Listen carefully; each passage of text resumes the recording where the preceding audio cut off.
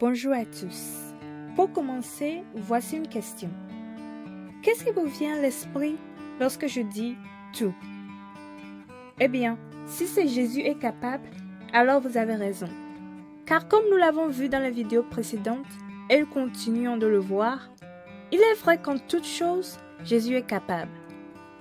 Cela dit, gardez à l'esprit que c'est quelque chose que vous devez croire dans votre cœur parce que c'est la nature de Dieu et elle ne changera jamais. Mais plus important encore, en tant que chrétien ou en tant qu'une personne cherchant à accepter Jésus comme son Seigneur et son Sauveur, vous devez y croire parce que l'adoration du Seigneur Jésus ne se base pas sur le fait de vouloir obtenir quelque chose en retour, mais plutôt sur une reconnaissance totale que seul Jésus-Christ est digne de tout louange et adoration. Dans la Bible, il est dit que Dieu a effectué une visite spéciale en Égypte parce qu'il était temps pour les Israélites de quitter l'Égypte.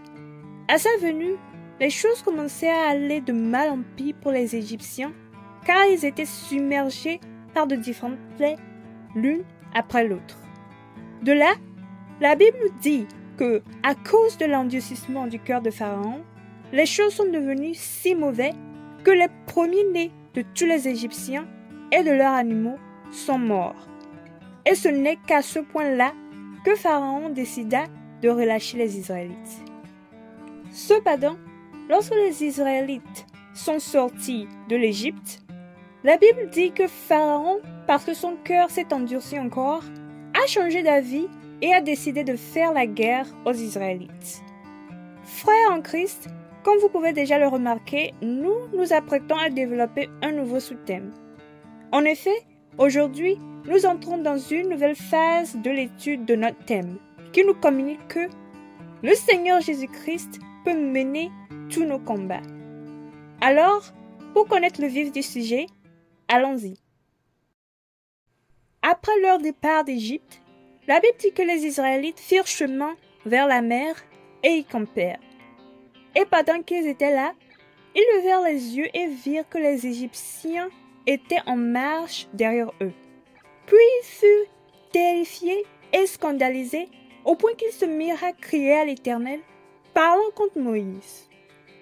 Maintenant, pour voir ce que Moïse leur a répondu, allons dans la Bible dans le livre d'Exode, le chapitre 14, du 13e au 14e verset, qui se lit comme suit. Moïse répondit au peuple, « Ne craignez rien, restez en place et regardez la délivrance que l'Éternel va vous accorder en ce jour. Car les Égyptiens que vous voyez aujourd'hui, vous ne les verrez plus jamais. L'Éternel combattra pour vous et vous gardez le silence. Amen. » Considérant la confusion dans laquelle les Israélites étaient, il est possible que certains d'entre eux disent que Moïse ignorait la réalité des choses et à quel point les Égyptiens étaient proches.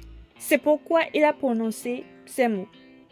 Mais la vérité est qu'il était pleinement conscient de l'agenda de Pharaon et de son armée, mais était assuré que le Dieu qui a dit qu'il délivrerait les Israélites le fera sûrement. Et juste comme ça, la Bible nous dit que Dieu a opéré une grande délivrance pour les Israélites en divisant la mer Rouge, en leur ouvrant un chemin ferme et sec sur lequel marcher, et en précipitant dans la mer Pharaon et les Égyptiens qui pensaient pouvoir marcher hardiment sur ce même chemin pour faire du mal aux Israélites. Bien-aimés en Christ, tout comme les Israélites ici, nous sommes nous aussi en voyage vers notre terre promise. Et tout comme Dieu est venu en Égypte, Jésus-Christ est venu sur cette terre pour nous libérer de l'esclavage. Cependant, pendant que nous sommes dans ce voyage, notre ennemi, Satan et ses agents nous font la guerre dans le but de nous détruire. Néanmoins, tout comme Moïse l'a dit aux Israélites, le Seigneur Jésus nous dit également que lorsque des persécutions et des difficultés surgissent, nous ne devons pas avoir peur, être confus ou agités. mais plutôt rester tranquille et garder le silence, car Jésus-Christ combattra pour nous et veillera que les ennemis, les problèmes, les persécutions et les épreuves que nous voyons aujourd'hui, nous ne les reverrons plus jamais.